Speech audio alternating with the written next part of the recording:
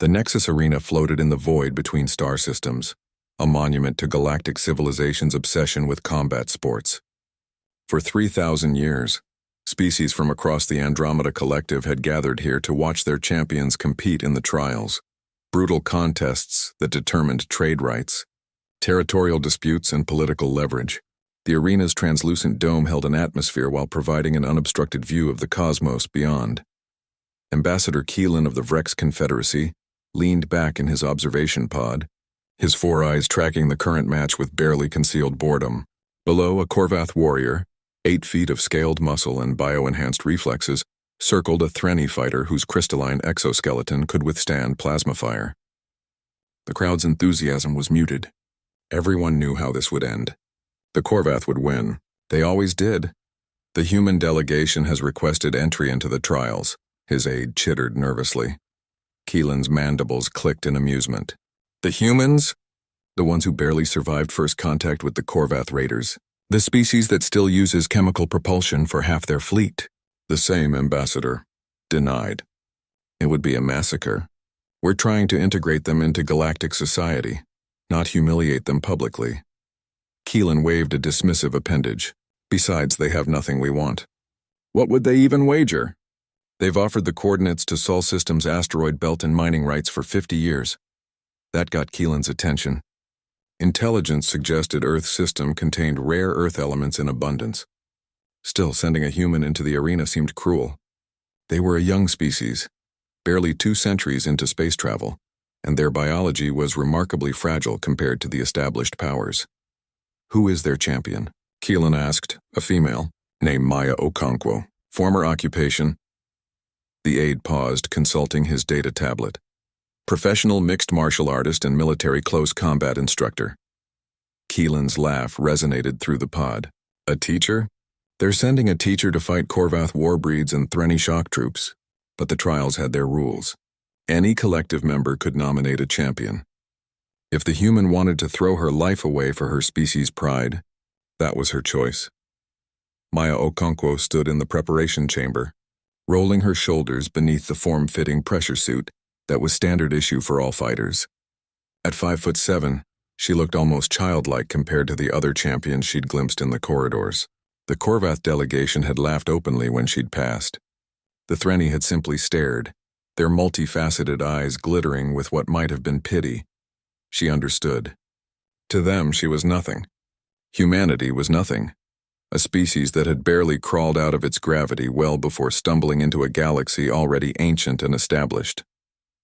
Earth had no bio-augmentation technology, no genetic engineering programs that produced super soldiers, no crystalline bone structures or redundant organ systems.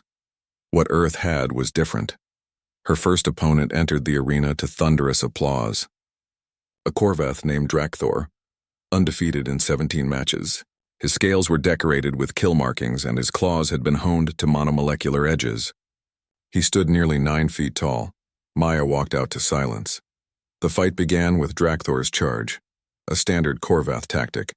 Use superior size and strength to overwhelm opponents before they could establish defensive positions. Maya didn't try to block or dodge. Instead, she moved into the charge, slipping past his leading claw strike and driving her elbow into the soft tissue beneath his jaw where scales didn't fully overlap. Drakthor staggered. The crowd gasped. What they didn't understand, what none of them understood, was that humans had spent their entire evolutionary history fighting, not in arenas for sport or politics, but for survival, on a death world where everything from microorganisms to apex predators wanted them dead. Humanity hadn't been gifted strength or natural armor. They'd earned something better. Adaptability. Maya had studied the recordings of 17 Korvath fights. She knew exactly where their scales were weakest, how their center of gravity shifted when they committed to strikes, and how their bio-enhanced reflexes made them overcommit to initial attacks. Drakthor recovered and came again, more cautious now. Maya circled light on her feet, making him turn, making him work. The Korvath's augmented muscles were powerful but inefficient. After 3 minutes of circling, she could see his breathing become labored. Humans were endurance hunters. They'd chased prey across continents until those animals collapsed from exhaustion. Maya could do this for hours, When Drakthor's guard finally dropped from fatigue, Maya struck. Not with wild aggression, but with calculated precision.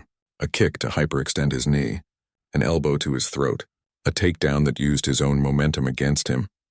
On the ground, size meant nothing. Leverage was everything. She locked in a rear naked choke, a technique refined over centuries of human martial arts. Drakthor's claws raked her arms, drawing blood, but she held on. The Korvath's immense strength didn't matter if he couldn't breathe. After 15 seconds, he tapped out. The arena fell silent. Maya fought 6 more times over the following week. A Threnni whose crystalline armor shattered under precisely placed strikes. A Volnathi whose telepathic intimidation tactics meant nothing to someone who'd trained in environments where one mistake meant death.